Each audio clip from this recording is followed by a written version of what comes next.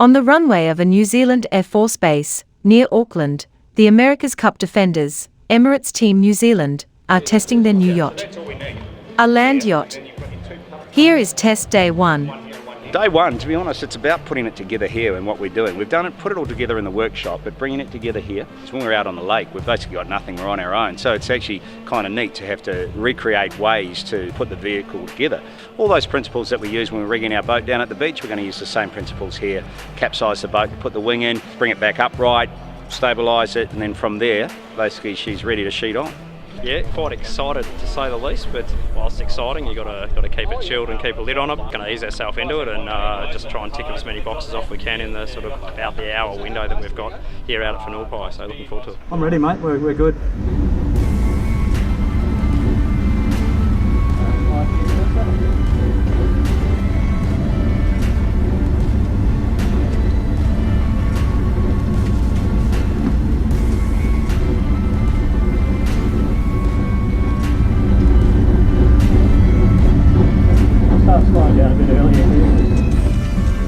That was super cool, super cool. It's perfect, we learned heaps. I mean, just the relationship between the flap angle and the wing loading, awesome day, super happy with how it's gone. So boys done an awesome job, and you know, the design of it and the build of it's been incredible. So to get it out here for all the guys today has been, you know, sort of one of those moments that everyone's been looking forward to for a long time, certainly me. So very successful, very, very pleased. So I'll sleep well tonight.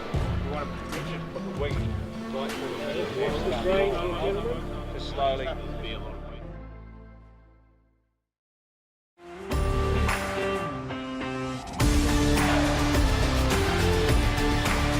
This is the Sailing World on Water, May 20th, 2022. You've seen it testing. Here is how they put the parts together for the Land Yacht. Frenzy coming up as we try and get ready to get out on the tarmac at Whenua. The yard have completed all the main structural elements, and so now it's cockpit fit out, canopy, all the steering and control systems, the front wheel assembly goes on, the rear wheel assemblies go in. It's really fitting it out, getting the pilot in there and getting it fitted out to suit him. Everything's gone together so well, the pod's gone on, looks awesome, fully assembled. Sign writing, once that comes on, the vinyl goes on, looks $1 million. So. Last piece of the puzzle, just been out to Imoca Street to pick up a wing. We've just got the tailplane getting finished off at the moment, and that'll be brought over tomorrow. So plug it all together, make sure it all fits into the fuselage, and then yeah, get out to Whenua on Tuesday, all being well, for some testing with the wing and hopefully loading everything up as maximum load as we possibly can on a runway. We started this just over 3 months ago. It's incredible what they've produced in a short time. This is what motivates the guys that are part of this team. The idea is to just, you know, push yourself always, and guys should feel really proud of what they've done here now. So it's always the old story, the proof's in the pudding.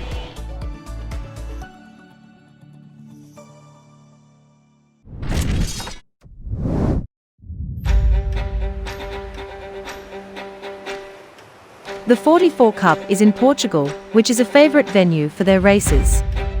This is how it worked on day 1.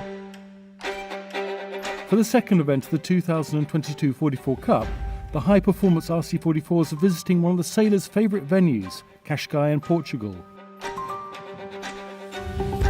Cascais is Cascais, it's unbelievable. It looks like we're going to get really nice conditions today and tomorrow at least. We're going to get the classic Nortada breeze coming around, so we'll get typical sort of 12 knots at the beginning and finishing off in 20 with some nice waves and swell outside. Weekend is looking maybe a little funky coming up, maybe a bit less, but let's wait and see.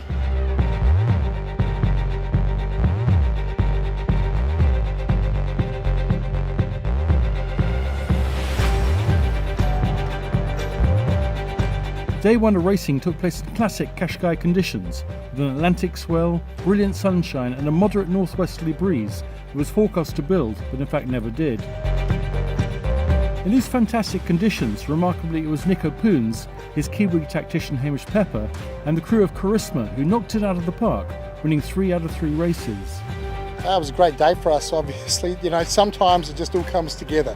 You know, it doesn't happen very often where you can get the 3 bullets, but you know, a few things went our way. We had reasonable starts, we had good speed, and the tactics were good, and got round the marks. So yeah, I think we had a good day. We're happy, and like I say, we had a few things go our way. It was all good. We have 3 more days to go, so of course we are happy to have 3 bullets here. But the regatta is not done yet.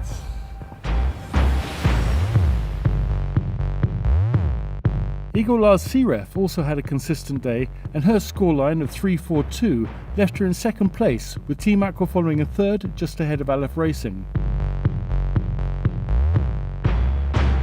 This most competitive of One Design fleets is welcoming a new team to the circuit for this regatta in Christian Zura's Black Star sailing team from Switzerland. Stay tuned to find out more about Black Star and how 44 Cup racing in Cascais progresses tomorrow and over the weekend.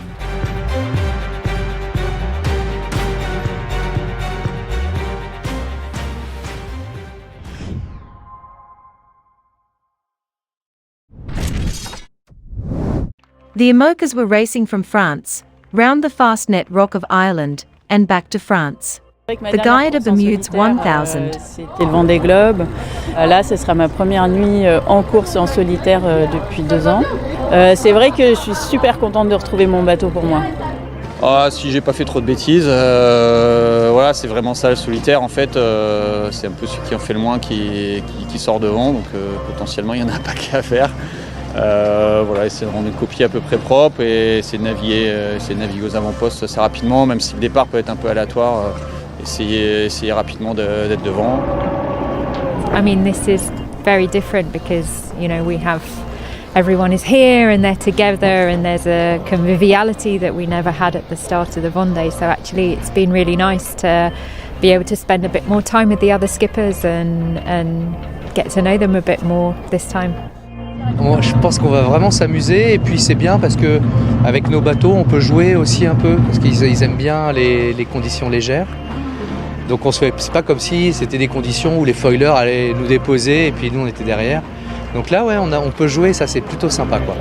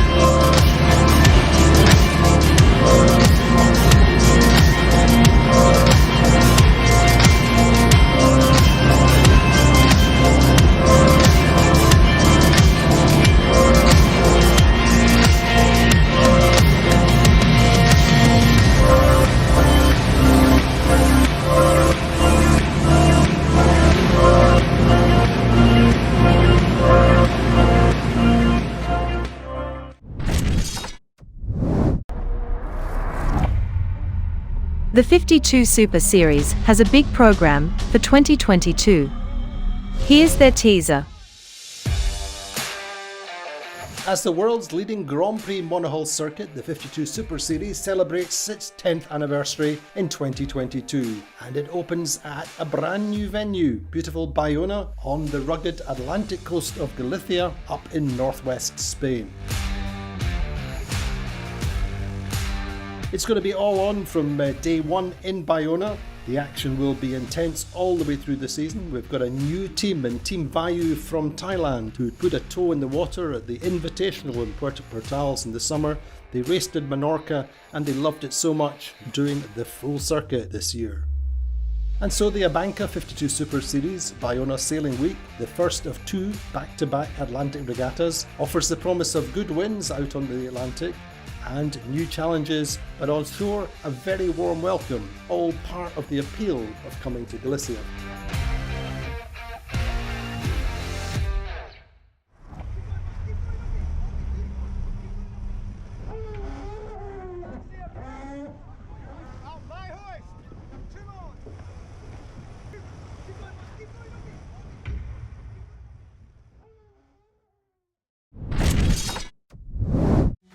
The final day of the 44 Cup in Cascais brought lots of excitement.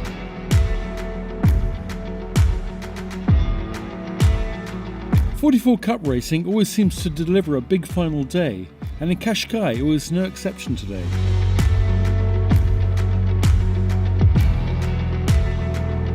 With light winds blowing from the south, 3 more races for the 8 RC44s were held, with 6 teams still fighting for podium positions.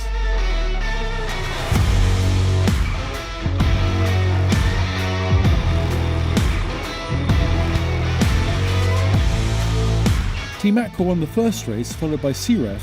However, they both then scored deep results, finishing 7th and 8th respectively in race 2, which was won by Team Nika. In the third and final race, it was Nico Punz's Charisma, which scored its 5th bullet of the series here in Cascais to secure a well-deserved win overall by a massive 12-point margin, a rare feat in this class. We were focused and we had also the chip on our shoulder. The team was very focused and did a good job. You saw after the first race, we were only 2 points ahead. And the whole week we were 6 points ahead. So, and then we recovered with a 2 and a 1. Despite a mediocre day, CREF managed to remain in second place overall, but the big fight was on for third, with 4 boats within 3 points of the final podium place. Ultimately this was claimed by Team Nika, but only just, winning on countback from Team Aqua and Aleph Racing. We are obviously super happy with this last day that put us on the podium in third. We had a tough week. We started with a very hard day with one of the runners broke and we had a very bad race. And so we started uphill and we managed to finish third with a great last day.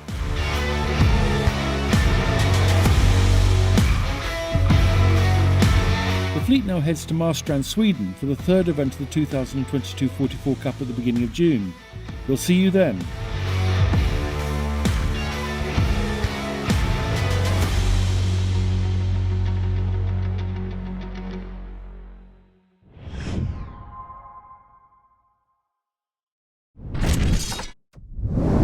Sean Carkeek explains this new design of a Maxi yacht that is both a cruiser and racer. The Emirates owner is an owner who enjoys a stylish yacht, he enjoys performance, but we're really trying to take this to the next stage now, which is increasing that performance and giving an owner the ability to cruise his yacht or race his yacht. It's a true dual purpose product that can mode seamlessly between the racing mode and the cruising mode.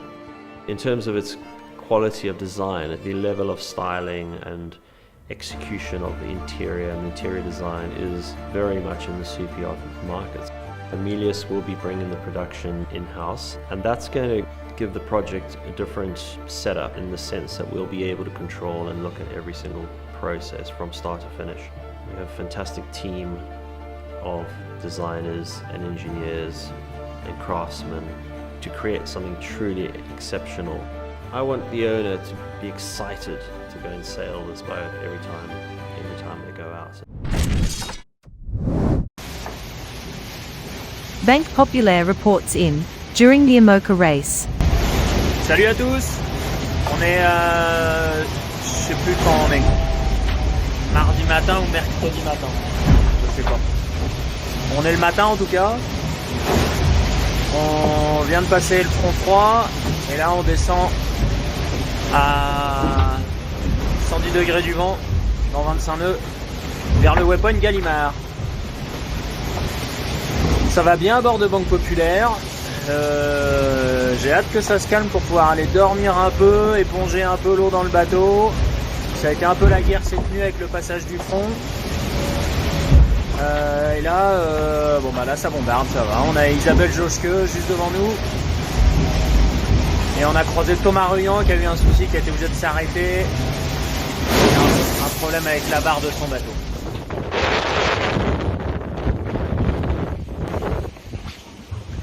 Et voilà, dernier soir en mer à bord de Banque Populaire. La journée a été bien calme parce qu'on a été tutoyé l'anticyclone qui était un peu sur notre route. Et là, doucement, l'eau est en train de rentrer.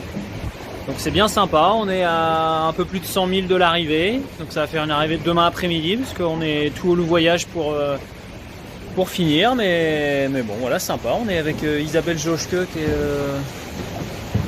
un tout petit point là-bas sous le vent, avec qui on s'est bagarré toute la journée.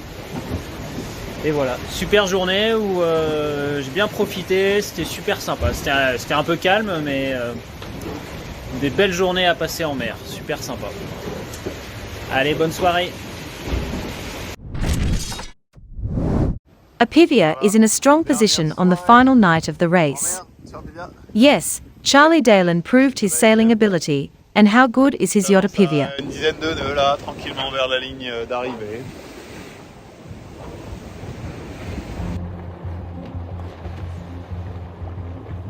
Bon, c'est ma première victoire en solitaire en Imoca, puisque jusqu'à présent on n'a eu que des victoires en double. Et bien sûr, il y a eu le passage de la ligne d'arrivée en premier sur le Vendée, mais pas la victoire. C'est la première course en première victoire en Imoca en solitaire de ma vie, de ma carrière. Donc ça c'est top, 4e victoire du programme depuis 2019. Attention, il est attention. Top 1h27:30.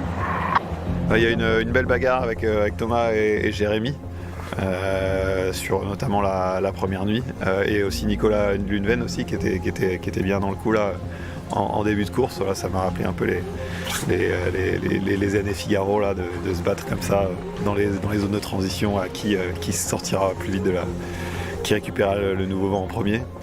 Et puis après voilà, la flotte s'est un peu tirée. Je me suis retrouvé avec Thomas et Jérém qui étaient pas loin au Fastnet, puis après ça a continué à creuser au fur et à mesure.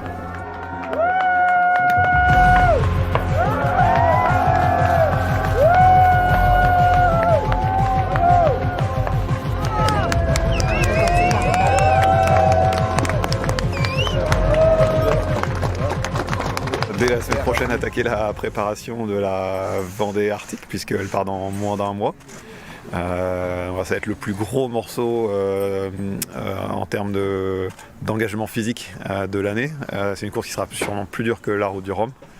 Bien sûr, l'objectif sportif de l'année c'est le Rhum, mais celle qui va être la plus difficile, ça va être la Vendée Arctique. Donc voilà, on va se préparer, on va attaquer la préparation de cette course dès la semaine prochaine.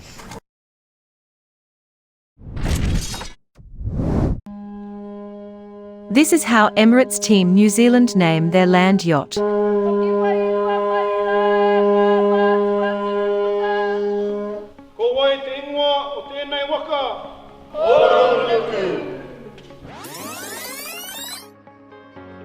Great honour that we share these narratives with you. Hopefully they maybe share with the rest of the country as well. So the first one, Guyader. Guyader is of course the falcon. It's New Zealand's fastest, most powerful bird. Formidable speed and strength, sharp eyesight and lethal nature. Guyader is a symbol for out and out pure speed. Poronuku is the next name. Now this is a bespoke name created specifically for this purpose of what your new land yacht is all about. Poro means speed, means to move swiftly, and nuku has a double meaning, means movement again, but it also means the earth. I don't have a preference between the two. I think they're great names, as long as you understand what you're buying into. Poro nuku, the main difference between the two. This is a atua connection. The word nuku comes from papa atua nuku. Horo, there were a couple of great Kiwis, the Horo brothers, faithful Kiwis. It's as powerful as the Guyader, but the Guyader being a physical thing from the earth that you know well. And whatever you decide, we will support. Thanks very much everybody for being on board and showing your support. It means a lot. Thanks a lot. It really is a special day for not only myself but obviously the wider team. To break any land speed record, is a huge undertaking, and we're under no illusion. This team is very much up for great challenges, and to achieve that goal, the world's fastest wind-powered craft, certainly is a lifelong ambition of mine. I think with the guys and the rest of the team, it's certainly something that we can be very, very proud of in the future. There'll be a lot of interest tomorrow. It's a very exciting day, a little bit nerve-wracking as well, but we're straight out to Whenua Air Base for the initial wing testing and actually sailing of the craft for the very first time. So sometimes you need to do things that scare you to keep you on fire. So I think tomorrow, if it all goes well, we're setting ourselves up for a great trajectory moving forwards.